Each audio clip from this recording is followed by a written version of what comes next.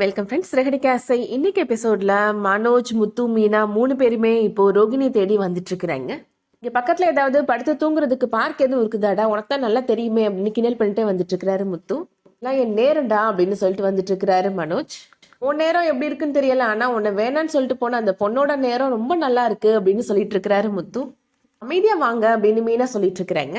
அவங்க தேடி வந்த ஊர் குமரிப்பாளையத்துக்கு வந்துடுறாங்க. ரோகிணியோட போட்டோவை காமிச்சு உங்களை பத்தி தெரியுமா அப்படின்னு விசாரிச்சுட்டு இருக்கிறாங்க. யாருமே தெரியாது அப்படின்ற மாதிரியே சொல்லிடுறாங்க. இடையில ரோகிணி இப்போ அவங்க அம்மா வீட்டுக்கு வந்துடுறாங்க.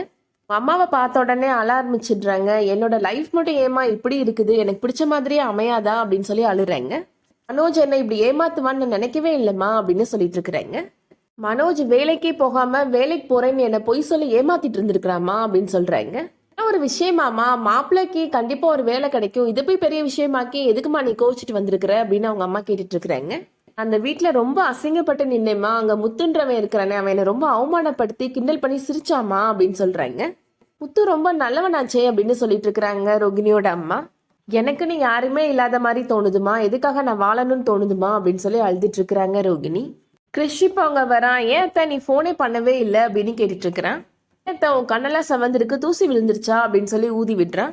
ரோகிணி கிறிஷை ஹக் பண்ணி அழுறாங்க. நீ வெளியில போய் உன் ஃப்ரெண்ட்ஸ் கூட விளையாடுப்பா அப்படின்னு சொல்லி ரோகிணியோட அம்மா அனுப்பி வச்சிடுறாங்க. முன்னாடி எதுக்கு ரோகிணி அழுதுட்டு இருக்கிற, இப்ப நீ பாசம் கட்டிட்டு நீ பாட்டுக்கு போயிருவ, அப்புறம் பிள்ளைல எங்கி போயிரும் அப்படின்னு சொல்லிட்டு இருக்கிறாங்க. கவலையா இருக்கிறப்பையும் கோபமா இருக்கிறப்ப எந்த முடிவு எடுக்கக்கூடாது ரோகிணி, நீ நிதானமா யோசிச்சு பாரு, உன்னை அந்த வீட்டுல இருக்கவங்க எல்லாம் தேடுவாங்கல்ல அப்படின்னு சொல்லிட்டு இருக்கிறாங்க ரோகிணியோட அம்மா. எனக்கு அதை பத்தி எல்லாம் கவலை இல்லம்மா, நாங்க போறது இல்லம்மா அப்படின்ற மாதிரி சொல்றாங்க ரோகிணி. இதுக்கிடையில இப்போ பார்வதி விஜயாவை பாக்குறதுக்காக வீட்டுக்கு வராங்க. ரோகிணி கிடைச்சாலா இல்லையா அப்படின்னு கேட்டுட்டு இருக்கிறாங்க. எந்த தகவலும் தெரியல அப்படின்ற மாதிரி விஜயா சொல்லிட்டு இருக்கிறாங்க.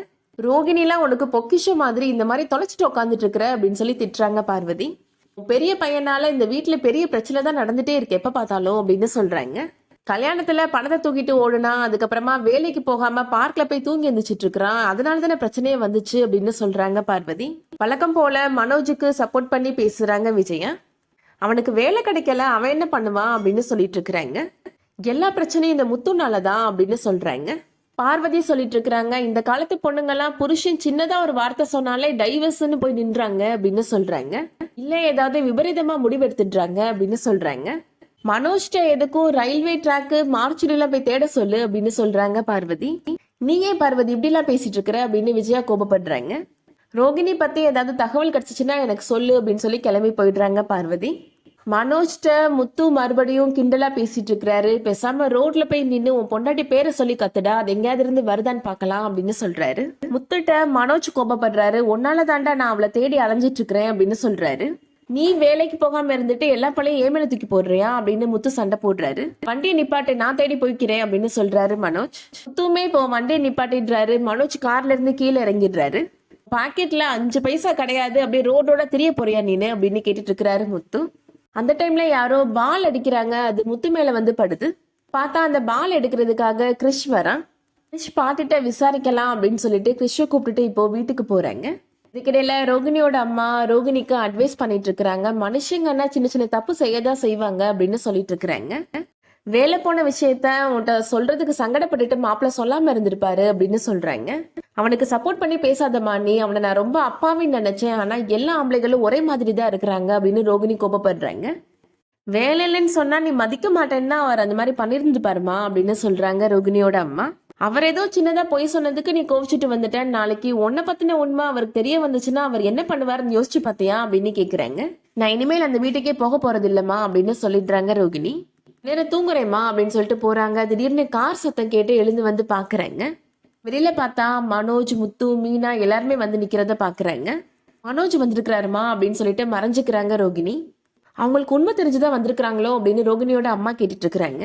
அவங்களாம் கேட்குற வரைக்கும் நீ எதுவுமே சொல்லிடாதம்மா அப்படின்னு சொல்றாங்க ரோகிணி. நான் இங்க இருக்கிறது அவங்களுக்கு தெரியவே கூடாதுமா அப்படின்னு சொல்றாங்க. ரோகிணியோட அம்மா இப்போ முத்து, மீனா, மனோஜ் 3 பேரையுமே வீட்டுக்குள்ள கூப்பிடுறாங்க. ரோகிணி ரொம்ப பதட்டமா ஒளிஞ்சு நின்றுட்டு இருக்கிறாங்க. அதோட இன்னைக்கான எபிசோட் முடியுது. கிறிஷ் மீனாட்ட என்னோட அத்தை ஊர்ல இருந்து வந்திருக்கிறாங்க அப்படின்னு சொல்ல போறேன். உங்க பொண்ணு ஊர்ல இருந்து வந்திருக்கிறாங்களா அப்படின்னு மீனா கேட்க போறாங்க. ரோகிணிய கையோடு கூப்பிட்டு வந்து இதுதான் என்னோட அத்தை அப்படின்னு கிறிஷ் சொன்னா கண்டிப்பா ரோகிணி எல்லாரும் முன்னாடியும் வசமா மாட்டிக்குவாங்க. ரோகிணி பத்தின உண்மை தெரிய வருமா, வெயிட் பண்ணி பார்க்கலாம். இந்த வீடியோ பிடிச்சிருந்துச்சுன்னா லைக் பண்ணிக்கோங்க. சீரியல் அப்டேட்ஸ்க்கு நம்ம சேனலை சப்ஸ்கிரைப் பண்ணிக்கோங்க. தேங்க்ஸ் ஃபார் வாட்சிங்.